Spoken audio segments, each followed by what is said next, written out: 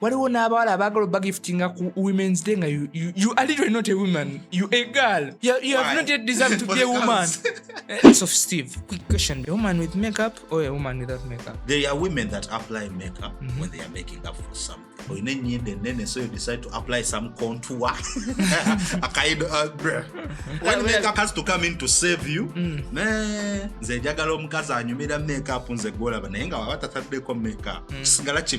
I don't put myself in a position whereby ngenda kufuna urge eyokucheating. Katugeza I'm in a relationship. Person I have aina kabina nikutunulira abamabina.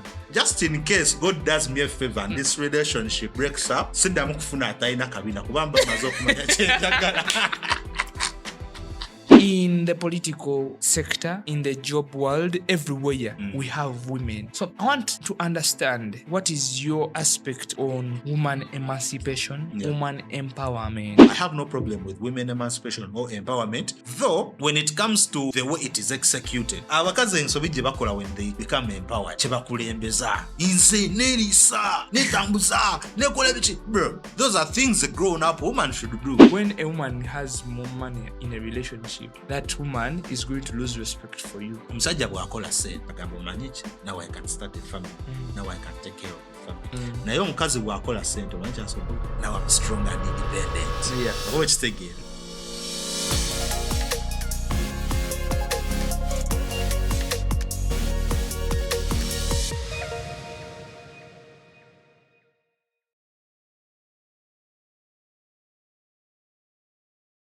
Yes, welcome to yet another episode of Quirks. Martin Hatton is my name. Most girls call me Matt, and the others call me Daddy. Yes, today it is the Women's Day episode. Yeah, today is 8th March 2026, and with me, I'm gladly joined by the one big man. Should I introduce you? You introduce yourself? Oh, yeah. Probably I've seen him somewhere. I've seen him on your screens. I've seen him on your laptops, on your screen. So I'm glad that on such a beautiful day, I'm joined by the big man himself, the one and only STEVE. STEVE okopya kagambo kange to only the ladies. Only the ladies can call me daddy. The rest, you can call me Steve, you can call me Rutaya, Sobi, anything else, but only the ladies. Naenge Sobi origina? Namani. Namani dala. It has only been hope. To most people, they have lost hope along the way. No, but the moment you're always hoping. No. You have hope, but as long as hope is directed somewhere. But then at a point you have to be direct and be like, and since it is Women's Day, to all the women out there, you can have me a little bit of hope, a little bit of STEVE. So I want to wish a happy Women's Day to the beautiful mothers, to the beautiful women. Where ya women abakazi we batali. I believe egwanga lino lisobola okulemerera. Kuba there is something special. Leave about the care, the what and what. But these people carry something special to the generation, to the world, to everything, because it is them. If at all it is not them, we are not there. If at all it is not a woman, I wouldn't be here. So there is something I've done today in the morning. I went on my WhatsApp status and I started posting all the women in my life. And all the women in my life, including my mom, my sisters, my aunties, singers, they were asking one question. There is someone we are not seeing. Simanya, you are still meandering around. They were asking the important question. Okay, we are the women in your life. But who is that special one? There has to be that special person. That is what I'm telling you. That is why that saying comes from. Behind a successful man, there is a strong woman. So they want that strong woman. Man. A lot of people would be conflicted by that statement. Hey, a strong woman. You know that strong women these days. You're talking about the boss ladies, the ladies. Bro.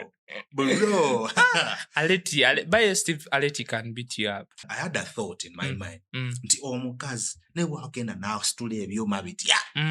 Nga tetuze mu skill nti boxing bichi dodging bichi bob simanya south po bichi. Nga kuweyola chiku. Tasobola kunko. But Aleti Aleti can. Is an exception. Mm. I think she can. She looks like she can. I don't know. Hey, but Aleti is my mother. She's the age of my mother. Hey. So respect to her. Yeah, she's old. She even deserves to be called a grandmother. She's even way older than. Respectfully. Yeah, but no, but I give her respect because yeah, age is just a number. Age is just a number. Yes. So but if you're single, you know what? no, My brother, yes. no. She said she has and I'm seeing someone. Yeah. To that special woman in my life. Happy Women's Day. Muchala Sebunya Regina, my mother, the strong person, the beautiful lady, the lady that has nurtured both my siblings and me. Yeah, I don't recall any day I've wanted something and she has not stood by me. Yeah, you know, us boys tugendane tukola bino nebiri, but omuzadde omukazi, why you see even in the world women are more celebrated, that when Father's Day comes, it is not put to the front like it is not very much celebrated. That Mother's Day, Women's Day, Men's Day, it is not, because these women go through a lot. That's why you see single mothers, abakazi ne bazala mu basajja ne babalekawo. These women go through a lot. One thing I've realized, us men are bad people.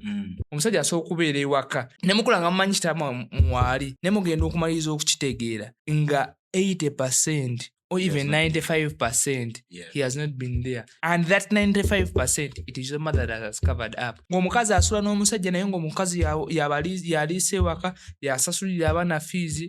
So blessed to all women. Let me also take this opportunity to give a shout out to the late Mchala Chigongo Grace. That's my grandmom. She's the one that raised me and the one that raised my beautiful mom, Miss Natume Farida. A big shout out to you.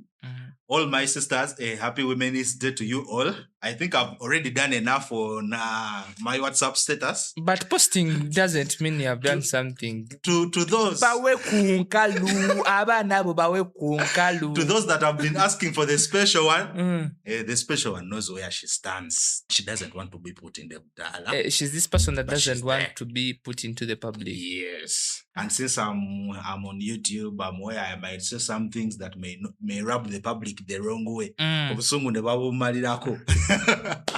But yes, she's there, and I also wish you a very happy Women's Day. Kati Steve, that is where I drive something. Before I go into something deep, Steve, you have literally just gotten out of Valentine's. Yeah. And you literally know most women have it that it is them to be gifted on Valentine's. Kati Steve, the way I know you, can you gift a woman? Did you even gift someone on Valentine's? Of course. And they have also I had plans. I executed the plans, and it went well. But the way you execute your plans, I might find that the gift you gave was the other way around. What women think they are supposed to be gifting to us.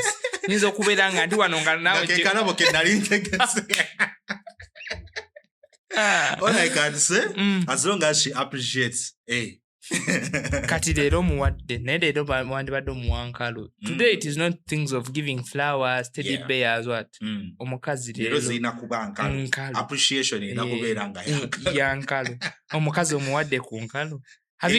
So in most cases we find ourselves in a position whereby zino ennaku enkulu omuntu aba yeetaaga akalabu akali special. Naye bw'obanga you've been doing your due diligence to take responsibility for everything in her life, olunaku nga luno bwe lutuuka tewetaaga kola kintu kinene nnyanzifu osasulira musaamu. Okolayo akasaamusaamu akali out of the ordinary. Hey, as long as she appreciates. Kasi lyegwajjayo kiri ekintu kye nagamba. Me, in my relationship, every day is Valentine's. Every day is Women's Day. Every day is Mother's Day. Naye kye kiri kye nagamba. Waliwo n'abawala abaagala bagiftinga ku Women's Day nga you are literally not a woman. You a girl. You have not yet deserved to be a woman. So in my posting, these are the women, stock empia, then these are the girls. All of them, I wish them a happy Women's Day in categories. Women, the new stock, and the women. Inze nayenga. Me, I believe women, men, girl, boy. Yeah. My woman told me I can't date a boy. And I told her, am I a boy or am I a man? She told me, no, you're a man. Then I wanted to ask. But then later on, we have been talking through and she has told me what makes me a man. It is maturity. And maturity is not about age. Maturity is the way you reason out things. Yeah. That is so. Mulimu abajja okwagala okujja okumbukira mbu kiki naye osobola okusanga omukazi nga alina emyaka 5 but she's not yet a woman. So that psychology also applies to women. Oli asobola okubeera nga omulabira awo nga mukazi mukulu naye nga she's still a girl mentally.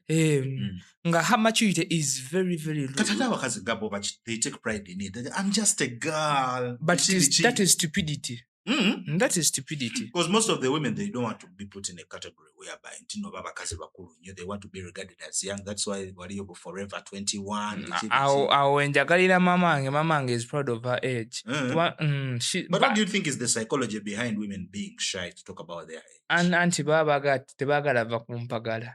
Nga abalaga akyagala kulya ku bumusayi muto nga abojjogolako bojjogozo yacho. I saw someone explaining the psychology behind makeup, and they were like, the reason it's called makeup, that means you're making up for something. So you decide to apply makeup to make up for it. And makeup is not meant, when makeup is applied on a young person, it makes them look old. But when makeup is applied on someone old, it makes them look young. So the only reason why the older women apply makeup is to keep on looking young. Then for the young girls, they use it to look older. So Steve, quick question before we dive into it. Yeah. A woman with makeup or a woman without makeup? So in most cases, I've been the type of person that looks into that thing subjectively. There are women that apply makeup when they are making up for something. Or watch the gear, or then so you decide to apply some contour. A kind of when makeup is coming, it has to come in to save you. Nze njagala omukazi anyumira makeup nze gwolaba naye nga waba tataddeko makeup sigala kimyula. I thought you prefer, by me, I'm that person. My taste is high. Talk about your taste. Talk about your taste. I used to have that taste of me. I don't like brown women, but I think my taste is changing. Brown women. But okay, I don't like that deep brown, but the person I'm dating right now is brown. Yeah.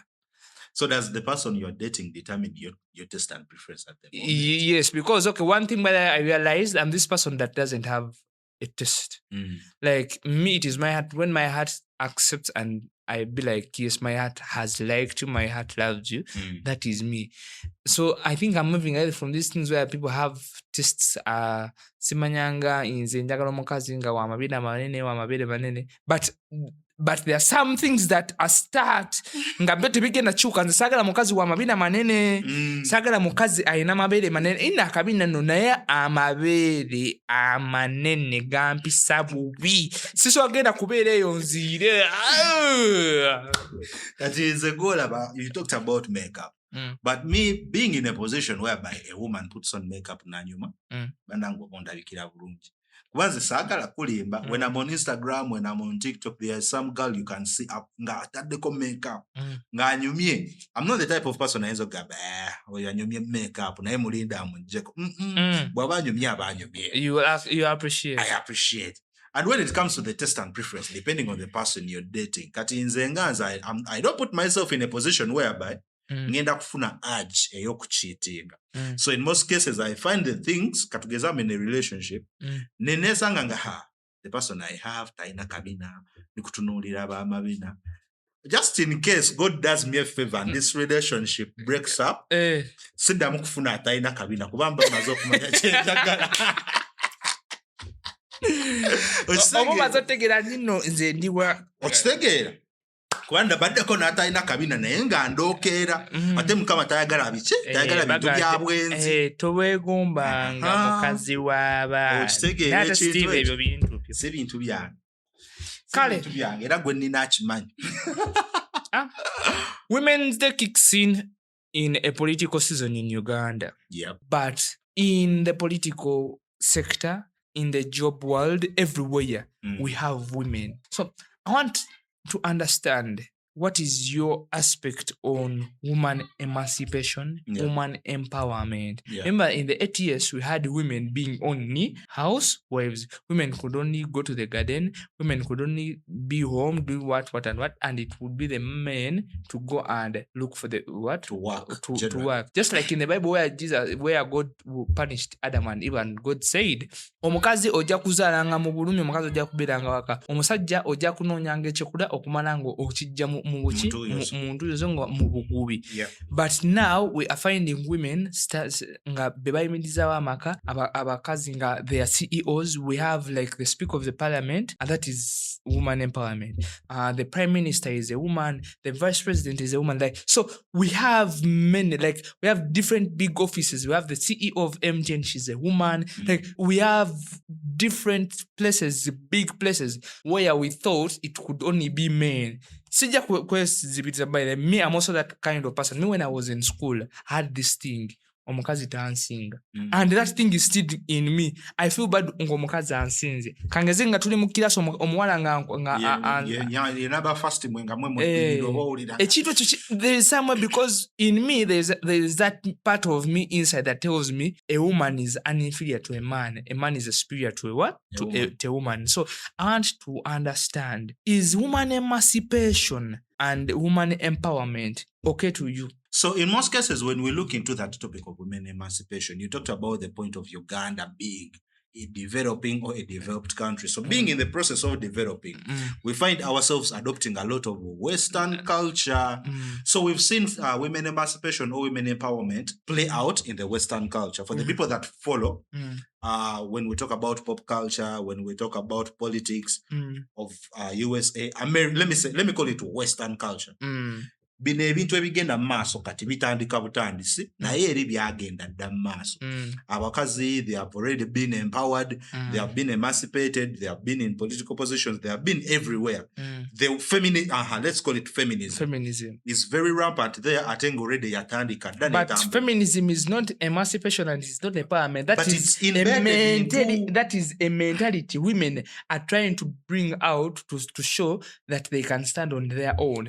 But empowerment is driven economically and politically, and emancipation, that is where you can be married to a man, but you both have a say in a family, you have a say in something. It is not only a man to dictate into something. So when it comes to feminism, you find that these terminologies we are talking about, emancipation and empowerment, they're embedded in feminism somewhere, somehow, and we've seen that they have been in the feminism era for longer than we have. Uganda kitandika butandisi. Me, I personally, ndi kumulembe guneno, seri kumirembe jedda. No, you're a millennial. No. In fact, you are an alpha millennial. Toyinza kunteka kumulembe gwa batata baffe. Olaba? No, you are even beyond your father. No, like you just reincarnated. No. Kumulembe gwe bakulira si kwe mulembe gwe nakulira. Ne wesanga nti the things or embeera nga bwe yali before si embeera bweri kati. You might find, especially nga bw'onoogamba nti no economy. Tubeera ne tugamba economy eri tight. So during their generation, economy yonzo gisanga nga teyali very tight. Nga a family could survive on one income. Nga tata yakola nga mama asigala waka. Nga they are surviving and they are living very nice. Katugeze tata alina omulimu omulungi. Nga they could be living very happy on a one income household. Naye kati economy gye tulimu mu Uganda wa. Omukazi asobola okuleeta ebyo ebyasimanya traditional wife economy asimanya stay home and cook n'omugaasinikira mu ebinnya. Olaba omusajja atuuka nezaakameza n'atuuka namugana naye ku zaakameza tewasevinze. Luli ssente zaabeeranga n'omusajja atuuka ne n'asooka n'alowooleza ku zaakameza zaalekawo. So when it comes to emancipation and empowerment, I'm one person that would greatly support. Naye nga si supporting mu ngeri egamba nti nno abakazi, we have to rely on them. I urge every man out there, obeere ng'osobola okweyimirizaawo gwenga twesanga mu ngeri nti nno abakyala, whatever they are being empowered to do is not harming the man in any type of way. just kale lwakubanga twesanga nti nengeri gye tulimu kali eri nti no men are the superior omukyala akola oyina ebintu byotajja mugamba oba okitegeera oyina ebintu byotajja mugamba ne weesanga nti no bw'abanga naye akola you don't expect her kubanga akufumbira oba akola kikuba you will literally go out in the morning together mujja kukomawo mwenna ate mwenanga mukooye so you don't expect her mukomewo ate kati ate agwe mu bintu agwe mu ngoye nafumbe biki so ku mulembe gwe tulimu I think we have to adapt when it comes to that nze yendowooza yange to the people out there abalowooza nti no women can go back to that era whereby they are staying home it is not going to happen lwansonga ebintu bingi ebizze waliwo zi iPhone empya waliwo zi gundi laptops empya waliwo biki omukazi ajja kutuuka okuba nga abyetaaga but on the one income you bringing in oyinza obutasobola kubyaffordinga byonna ate okusinziira ku kwagala kwe naye bw'abanga akola asobola okubyetuusaako naye wanerowa omukumire waka ng'alina ekintu kye yeegomba my ojja kumuteekamu omutima ogwakwagala okuwenda okufuna ekyo kye yandiyagadde so wabanga abadde akola ayinza obutafuna mutima ogwo okugamba kangende nyende so that I can get a phone a new phone or what bw'aba akola asobola okukyetuusaako so nze ndowooza yange eri bwetyo I have no problem with women emancipation or empowerment though when it comes to the way it is executed abakazi bw'otandika okukola there are very many men that have been working for longer si gwasoose abakazi ensobi gye bakola when they become empowered kye bakulembeza oba okitegeera the things omuntu omukulu gwe by'olina okwekolera ogamba nze neeriisa netambuza nekola biki bro those are things a grown up woman should do so it's nothing to brag about and that is something a lot of people have been doing for themselves naye bw'afunamuko kasente ng'atandika okwogera era nze kolera kino nesuza nze nyumba gye oba okitegeera so nabo bakyalimu kali eri akantu nti n'omusajja yalina okukolera ebintu ebimu kyova olaba ebiseera ebisinga bwe weesanga nti n'ebintu ebimu bwe babyekolera they find the need to brag about them which I think it is not good in one way or the other it is really not good at any point yeah especially kati ate bw'obanga oli mu relationship n'omuntu bw'oba okola ng'ofuna sente even if you're making more money than him tokimukuba mu maaso reason being omusajja ye waba yakola sente gwe ng'osigala waka taking care of all of you by the one thing I realized when it comes in dating this is an advice bolaba sente this is not even about even women is that way money drives people mad Steve even if me and you are partners nga tulina kye tukola naye ng'osinga sente there is a way you lose respect to me it is not all about women when a woman has more money in a relationship that woman is going to lose respect for you it is just telling men to they say class attracts class but then match the class you have attracted so there is a statement there is say omusajja bw'akola sente n'afunamu akasente agamba omanyi ki now I can start a family now I can take care of the family oba okitegeera ye nga ye bw'akolamu akasente kyasooka okulowoozaako is the family naye omukazi bw'akola sente omanyi kyasooka now I'm strong and independent oba okitegeera so in one way or the other tekireeta mugaso guli eri nti no emancipation n'empowerment yandibadde ennungi naye mentalite y'abo ababadde empowered kasita bo bafunamu akasente bagamba I'm strong and independent I can do everything on my own but if they had the mindset of hey man kati nfunyemu kasente I can run a relationship n'omuntu nga umanyi bagamba relationship erimu kasente tebambi now I can be in a relationship with someone nga ebintu si byakwereeganya but that is a woman that is going to say that but most people that have the other mentality of funyemu kasente so I can stand that those are independent those are girls they are not women but women will tell you mfunyemu akasente so omanyi n'omukazi nga afunyemu ku kasente so gamba kana akasente so yambako omusajja wange ne tukola kino so we project something big naye bali abalinamu eri mentality y'ekisiru kasita akolamu kasente ng'ate alowooza n'okubreakinga up naawe lwansonga alaba tokyali ku level yange so waliwo ka research ke bakola era in America for those people that follow culture y'omu western part of the world nti when women get a raise ku mulimu in most cases it's the one thing that raises divorce rate. Anti abalaba kati. I'm strong and independent. I no longer need a man. Yeah, because I don't know, but I don't know. There is one point that is where Bobo in a statement. What are you money made the money, but the money made the money mad? You understand? It's all about money. Money is the center of most problems. Because right now, there are two things that drive this country. No, not even the world. Yeah. Money and what is in between a woman's leg.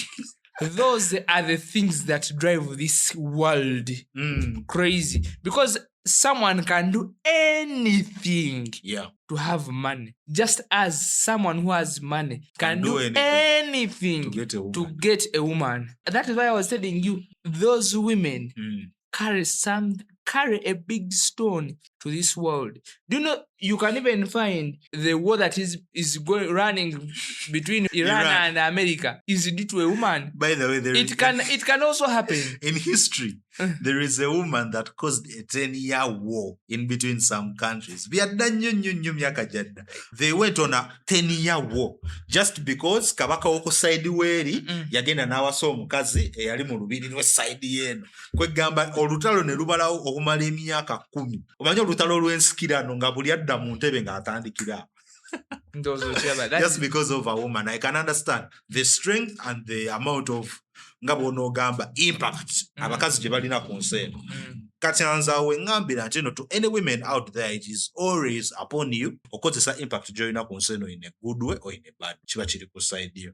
But I can appreciate every woman out there that has actually tried to use their impact in the best way they can. And for the women out there that also decide to use whatever they can to earn a living, I also don't blame them. No, me, I blame them. That is something God didn't give you to earn to earn an income. That is not your source of income. Yeah, that cannot be source of income. Until nayo manyi nasanga ko my me I see that side of Namugongo. So kati wobo itoko kuchireka Namugongo road. Yeah. Chechimunga wobereri nankulabi ku street oko kwebali. So one day we had chance to we do they deserve to celebrate Women's Day? No, those ones nedda ababalenga nedda ababalenga tebaswa no. Whenever even the president refuses to recognize them, but black ayagamba babakoleresa, but no, there is no need why na twabuuzako omukazi twayimirirawo ekirekawo nga ku Junction Mall. Twali tulina betugula kati awo maaso twali tugula buno buchipusi omanyi fe abawulu kati so we get chance nengamba madamu mupya by then yali wawonya obuchipusi bw'okukubo.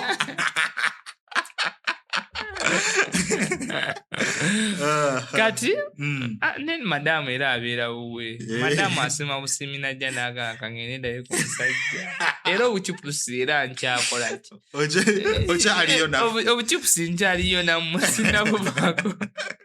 Abakyala abo nabo they deserve to celebrate Women's Day. Abakyala ba chips badda. Happy Women's Day to the women. Abakazi ba muogo, abakazi mu ab'ebibajjo. Abakazi abatunda chips.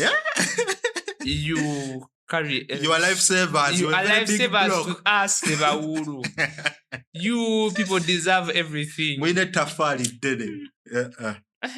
So abakazi ba chips. Madame kunyonyola omuwala twamusanga awo kwe kumuzana kiki nnyo kiki ng'alina byatunda ebitali chips ng'alina ye byatunda ebitali chips na omanyi omwala statement yatugamba ekitagwawo tekikummangabula kino bwenda tekyetoolako tekyeyongerako. Oh good. I've always had such statements though they don't sit well with me. Mungeri ki nti those people they reach an extent whereby omutima gufa. Oba kitegeera omutima gufa n'abanga agamba nti no, as long as I'm earning nsobola okuteekawo obwongo n'obuswitchinga off olwo bwamala n'agenda n'omulala najja. Because in most cases you find the term sex that most people go out seeking for ku bantu b'okukubaawo, to some of us I don't enjoy it if the person I'm doing it with ali ku duty. Oba kitegeera if they are on duty I don't find the enjoyment in it. Nze ne waba nga tali ku duty n'abeera nga tali ku duty. Then there is these things of where men initiating abambi omuwala abadde tayagala but she ends up doing it because she loves you. Me, I have that feeling. That thing has to be a mutual feeling. Nga ffenna twagala. Kati nze olaba, I've had women, have you heard of something they call marital, the R word? Like you're married to someone, but she doesn't want to give you, but you want. So you decide to take. Kati nze nga nze ku side yange I can understand engamba nti no, if she doesn't want, kuba nze engeri gye kiri nti no, if the person I'm doing it with is not there, I don't also enjoy. I don't find the enjoyment in it. That is something I can support. But Steve, you think what is the right age for a woman to get married? So when we look into the ages, mu mirembe egyedda walingawo arranged marriages whereby they used to marry off women at 16, 15, bichi. Naye kati ebintu bya arranged marriages, even though there is a very big debate ku mulembe gwaffe if arranged marriages were better than the type of situation gye tulimu ennaku zino whereby omuwala yeenoonyeza n'atomera emirundi nga 10 wasangira omutuufu nga Steve, n'abasajja batomera siganye naye mbadde njogera ku bakazi at what age they are supposed to be married. Kati nze omulembe gwe tulimu there is no specific age oyinza kugambira nti no bw'oba owezezza emyaka bwegiti nga tonnafumbiro tokyaswala oswaza buswaza. Nze ndinamu feeling eri nti no omuntu yenna it's upon them to be ready kuba I don't want you to go in a marriage whereby you are going to become a problem to this man oba sikyo ogenda kubeerayo ng'oli unhappy. We have seen very many people going into marriages just because of embeera. Nemubeeramu nti omusajja alina ssente waffe tetulina ssente because there is some friend of mine, she's 21 and she has 2 kids but yabeerayo yagenda mu family olwokuba kati okay, they were not coming, she was not coming from a well-off family. Kati mwalimu baali baagala mu kusooka omufumbiza omusajja omukulu because also the man had money but then luckily enough she had gotten a young guy nga guy amwagala like kale sindi mwagala n'amukwana kati n'akirunamu okugenda n'omusajja omukulu nga it is better off settling with what someone slightly your age. Naye batuuseeyo mu bufumbo kikazi kirungi kyeru kirina amabina kiri kavi naye bw'okitunuulira yakizaalamu abaana 2 naye kyali kifiiridde mu bufumbo so she was forced to live the marriage kuba omusajja yali amukuba like you know that domestic violence the agement and baby like she had not settled for love, she had settled for what? For money. No. Ono omusajja eyali omukulu ennyo yalina ssente bazadde be gwe baamufunira. No gwe yafuna naye yalina kumuka ssente kati bazadde bo kye baali bafa nti muwala waffe akola ki afumbirwa mu family erina ki ensimbi. Kati nze when it comes to at what is the right age, nze right age teriiwo as long as someone is 18 or older they are free to do what they do. But as long as that person is ready. But at a point, I feel there has to be that right age. Kati nga kugambe that chick, she's 21. Naye she already has 2 kids. Kati goloza muto nnyo kubanga alina abaana 2. Yeah, she's a kid. Kuba like nkugambe ku bino ebintu. I don't think she is. She is a kid. Kuba jjukira bw'omala okuzaala onjagala okkiriza kino ekintu. The moment you give birth, Steve, it is not only to a woman but also to a man. Bwe mumala okuzaala weemuti. Muba temukyatambuza future yammwe. If that 21-year-old yali married, singa ali happily married, singa tolaba nti no bambi muto biki singa tumwenyumiriza nti bambi yazaala akyali muto n'obulamu. Nejjukira mulimu kati ebintu bye bituuka kati nze ndi mukugamba abakazi bangi abakumidde mu bufumbo nga babakuba because tekyali rampant naye ono omuwala yabeeranga onaatulaba nga oposinze ku status oli ku bandali oli ku kololo there was that life. Remember year after us finishing form 4 she went for marriage. Kati mulimu obulamu bw'ataanyumirwa like mubeeramu eyo stage gy'okoze eki gy'obuuse kati ate by the even kati wawo n'omulala mu 20 ali 22 she got married. Obeereyo nga waliwo stage gye wakola ki gye wabuuka ng'ekuto kyalinga ng'ekubanja okuddayo. Last time for the people that watched the day of show we had a guest. She told us she had her first kid at 20. Yali akagenda ku campus. And she was also giving the same issue until no, there are some things I didn't enjoy as a girl. But you find yourself asking, what exactly did you miss? sleeping around with different men, Yes. going to bars. Yes. That's something you feel like you missed. Yes. Do you think it is a stage someone has to go Yes, through? that is a If stage someone doesn't go through such a stage, do you think they are going to die? they're not going to die, but obeeraawo nga kikubanja ne weesanga nti ekintu ekyo ogenda kumaliriza okikoze ate ku myaka gy'otasaana kikola. Sleeping around with different men?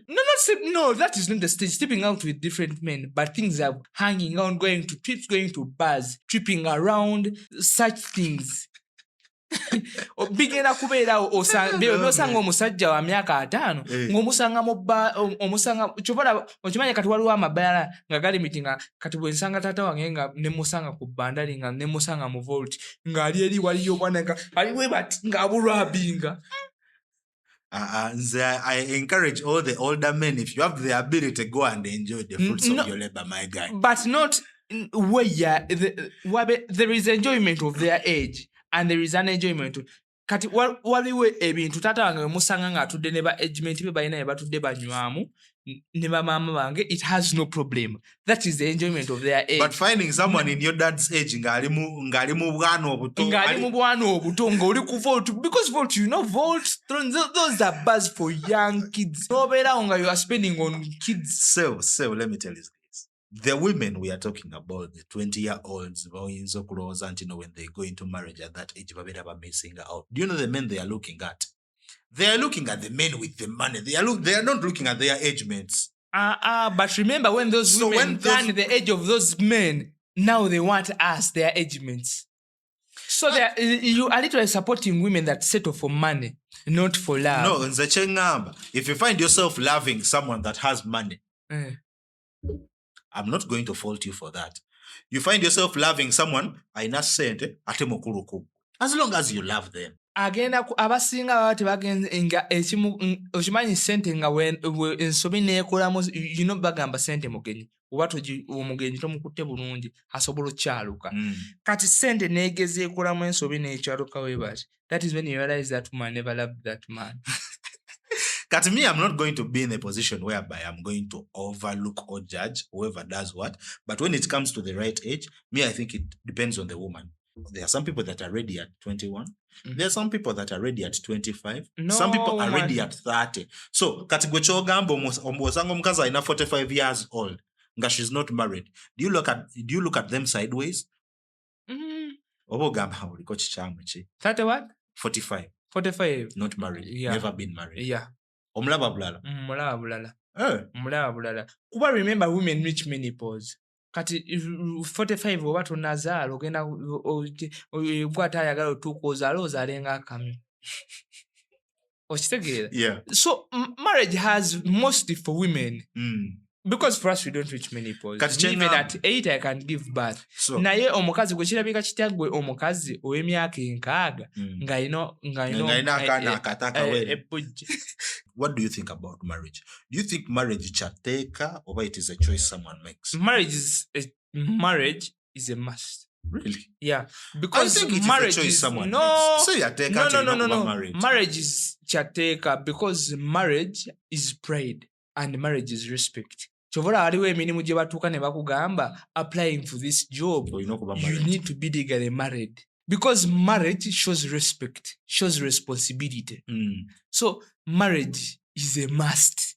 Kati ezeseiza kukiteekako extent it is a must. There are some people that actually don't want to get married. Not men, not women. I don't want to be married. They are stupid. They are not. They are stupid. That is their choice. Responsibility. Marriage comes with responsibility. Someone can have responsibility. People that don't married. want marriage are irresponsible. No, there are some people that actually fear responsibility. Waliwo abantu abali responsible naye nga tebali married. Do you believe that? They have different responsibilities, which is not marriage. But marriage is to that extent where someone, do you know where the type of responsibility you're talking about?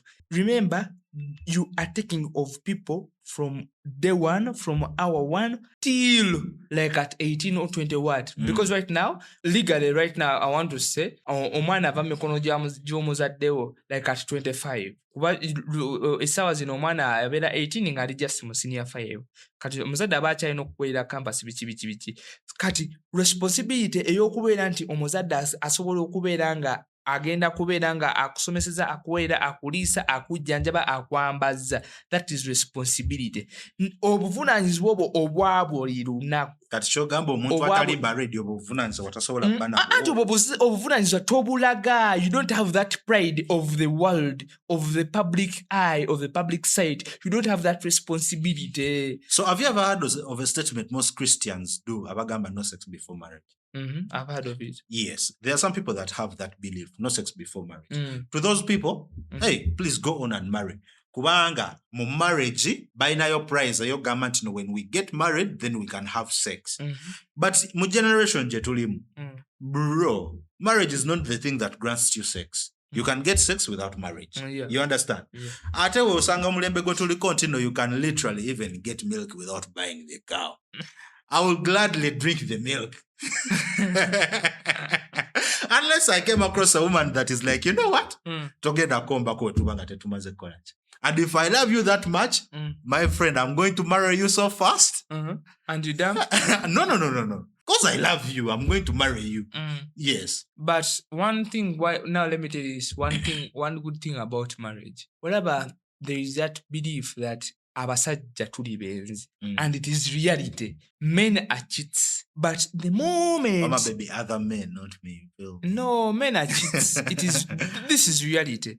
But a man will love only one person. The person he has at home. The person he is married to. These other women, these other girls, he is only lustful to them. Chovalaba omusajja abeera onagamba omuwala tonkubira zino essaawa. That woman you married is the reason you go back home. She's the reason everything is there. Era y'omukazi gw'oba oyagala. Chovalaba you can have issues and you chase away this side chick. But the moment this woman gets to know you are cheating, you are going to go beyond and go to your knees and apologize. But you are the same person that was lustful and you wanted sex outside this marriage. But this is the person you loved. That is what I'm showing you. People that are not married are not responsible. So to the people out there abawulira, mbadde njagala osooka obabuulire concept ya marriage gyoyogerako. Like married nga bineno bye tubeeramu ebyakawondoka ku byeddirisa oba oyogera like going to church. Marriage. Kubanze marriage gye mbadde ndowoozaako gy'oyogerako. Yene yokubeera officially going to church, walking down the aisle and everything. That is the real marriage. Ne mubeeramu n'ono omukazi nga maybe sente z'ekidaala tezinnatuuka ez'okugenda mu church to make it legal. Naye omusajja watuukira osetulinga n'agamba this is the woman I'm settling with. No, for that I can say it can be, that's a must. Nti omuntu yenna mu bulamu obwo you must reach that level whereby okkiriza n'ogamba nti omanyi ono ye muntu wange gwe mbeera naye waka yonna ali official. And you know that also adds responsibility to you. Exactly. Naye biri eri ebyokusayininga biki ebyo byonna. Nze wengambira that is an option. Not a like legal marriage. No, me, I think that is not an option. Why? Because if at all, why I say it is not an option, because the moment one over there to make it clear, now to ask the Catholics, we babeera kati nze nga banzaala masajja, omuwala nga bamuzaala maybe nabweru, bamuzaala bamuzaala muyenga, bamuzaala munyonyo, bamuzaala kyanja. Nga tebamuzaala simanyanga kawempe. Kati this is what happens to us the Catholics. Baba bagenda kuba ebirango, we take like bakuba ebirango ba like 8 like Sundays. Tosobola kujja nti no your wedding is this no guarantee I want to get married this exact man. Ne bagamba encha. Kibeera balina so kitwala obudde ne balanga so that mubeeramu abo abantu abajja okugamba nedda otatuukiridde oba yatuzaalamu oba he's married here. Kati so I've come out publicly and everyone recognizes. Kiba kikuwadde obuvunaanyizibwa n'obayo n'ogamba yes, from today and onwards I have someone that we have tied knots. And that someone, that pride where that woman is going to say from today onward, I do. So the legal marriage, kumulembe gwe tuliko gunene. Why I say it's an option, Bro, everything you're going to achieve when you're legally married to someone, you can get it without marrying someone. If someone has an option of getting the milk without buying the cow, they will do it. No, Steve. Your responsibility eri ku side y'abakazi. Abakazi be balina okugamba nti no, without us doing this, I'm not giving you this. Oli asobola okugamba nedda nze sigenda kukkiriza kunzaalamu baana wetuba nga tetunnakola ki? Steve. Tetuna getting married. Steve, you have heard of positions of work where they say you have to be married. I've heard of those, but not everyone has access to those. Most of the people, they're not going to get into positions of work whereby they are needed to be married legally. But they are in fact, some bosses find it when you're single, you are better to work with. You have no stress. No, but but some other bosses, they feel like, you know what? It's better you are married because it shows some responsibility and everything. Most Catholic institutes, to have those high positions, you need to be legally married. Actually, you have to be legally married. Like, obera necho mind that statement where they say you support someone that aina chaafirwa. Gula kumuntu aina chaafirwa. Kati wano, they know you cannot embezzle anything because they can easily track you down. You have something that you attached to. Naye omuntu nga talina family, talina bufumbo. There's no way you're going to track it. Tolina kyofiirwa. So you can embezzle public funds and you mugenda kuwamba abaana bange. No, like wano obeerako you as easily monitored. Olina ekintu kyogamba abaana bange olina kyolumirirwa abaana bange bampulire nti no bantutte eno nkola kino nekino. But even to someone that is not legally married, abeera n'abaana abeera ne baaswalira. But if you've ever heard someone or if you hear someone tell you, here the state recognizes you have a certificate. Chengamba, if you ever hear someone break down marriage for you, wojja okumanyira nti no, marriage is not even about love. Like marriage. Marriage is a contract whereby you come to terms with someone and signing, but it's not always that is one thing I like my religion, my denomination. Like marriage is a contract. You sometimes don't even have to be in love. Can you believe that go an extent of getting married to men just because of what they will get out of the marriage after that they is divorce? civil, that is civil marriage. Remember, legal marriage. It includes the civil one. But that is less in the African setting. So the African setting it is less. Bwemugenda mu church nemugetinga married bichi temusigninga somewhere okulaga nti you cannot divorce. You can't divorce? Yeah. In church they don't. Kati temulimu clauses ezenjawulo whereby when you marry someone, when you reach an extent of divorcing, you have to share your assets in the middle. Chovola n'omusajja waafa. That's on the Christian side of things, or like the legal side of things. No. Well, legally nze kyemmanyi, if you are to split with a woman or divorce with a woman, everything you've made during the marriage, you split in the middle. That's why even men go an extent of signing prenups or post-nuptial agreements. Tino kyonna kye wajja nakyo, otutuuka okwawuka nakyo ogenda nakyo tokwata ku byange. Anti kati wulira, this is the thing. Kati, that is the Western culture, but that is something that has failed to enter the African setting. Most of the African setting, it is some more of the church, like in the Catholic Church, the Protestants, the Orthodox, even Muslims, divorce is not allowed. You understand? Chovola n'omusajja ne wabeera afudde. It is a will that decides. Omusajja asobola n'okufa n'atabaako kyawa mukazi we. Bonna n'abewa abaana be n'abanganda be. But to the Western culture, omusajja waafa basooka kwawula mubeeramu percentage ey'omukyala. Isn't it? That is what legal says. So since it's about the church, Ogambia, when it comes to church, tebakkiriza divorce. Tuli mu Women's Day. Okufa kwe kulitwawula. Yes, tuli mu Women's Day leero bana. Omukazi n'abeera mu marriage nga tebamuyisa bulungi. Would you really advise that woman to stay in that marriage? Bamukuba aveeyo. Kati nga church tekkiriza divorce nga bugambye. Aba avuddeyo naye kyengezako divorce is where you sign. Kati kyengezako kulaga omukazi oyo waavaayo. Do you know in the church setting omusajja oyo aba tannafa, omukazi oyo tasobola kuddamu kufumbirwa mu church. Kati kwegamba oyo omusajja eyamuyisa obubi amukuba amukola biki abeera indebted to her forever paka omusajja nga afudde. Kati then I would not even incentivize anyone else to get married because man oh man bwebanga biri rigged we bityo ng'ogenda kubeera attached to someone. akuyisa obubi okyowulira bulungi okufa kwe kuli twawula kasita bakola mu linnya lya Paatiri n'erya Mwana n'erya Mwoyo Mutuukirivu amiina. And that ring, that man puts it there like this atata.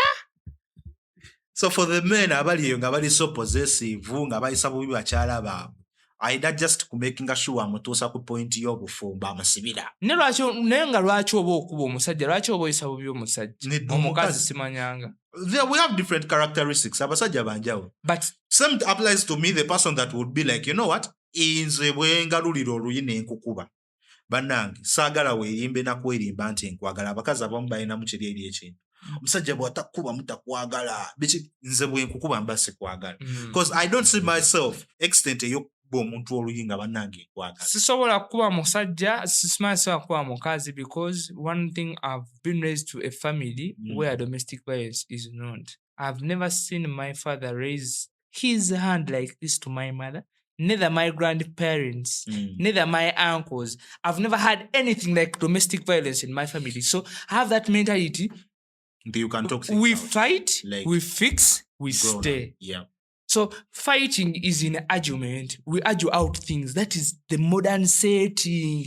Yes, women are inferiors, but to show that you experience but they are grown-ups, yes. You have to show it maturely, not by raising a hand to a woman. Kati nze kyemmanyi especially abasajja abakuba abakazi balina nakuteekebwako kalabba. No, kati nze nyinza obutagamba kalabba because that's so aggressive, but nze I don't see beating as a solution. Kuba bw'oba okoze ekintu siza ku extent ekukuba, bwe mba nkukubye tekitegeeza nti n'ogenda kirekera. You are a grown up person. Bwe buba nga muze gw'olina, I'm not going to beat that muze out of you. You will do it again. So if it is something that is so unbearable to me, it would be very easy for me to separate with you. Negambo manyi kankireke nze ngende naye sigenda kutuuka ku extent ekukuba oba si kyo. If you can change, I can give it a try and give you a chance to change. Naye wenkukuba mbanga agamba nti nze taatawo nze ngenda kusomesa empisa. Bw'oba tolina mpisa, there are very many fathers out there abakuza abawala baabwe n'empisa nze kamba noonye. Gwe batakuza na mpisa kangu. Nige bagamba akakyama amumera okagolola okamenyeka bume. Naye bw'oyogera bw'otyo sometimes oba okagala kakyali.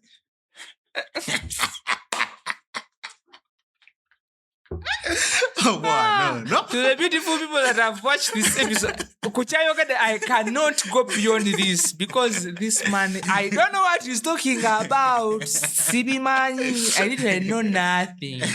But join you. We thank this gentleman from the day of show. Yeah. STEV is his name. Yeah, for the people out there that would like more of the entertainment, I do a show. It's on YouTube, but it's at the day of show.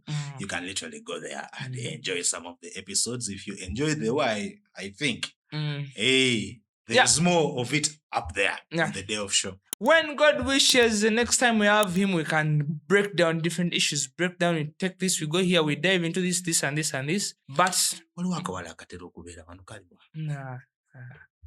Kala kakulidde embunojja nekagamba sijja so ojo mpitenga weekalinke you know what I mean. Ndoza muli tekandabikira kubanga kakyama amamera bali.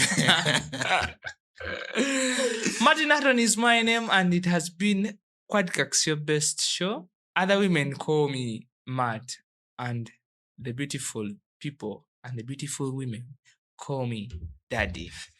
Till we meet next time, I stay MART Martin Hatton. Bye-bye. Yeah.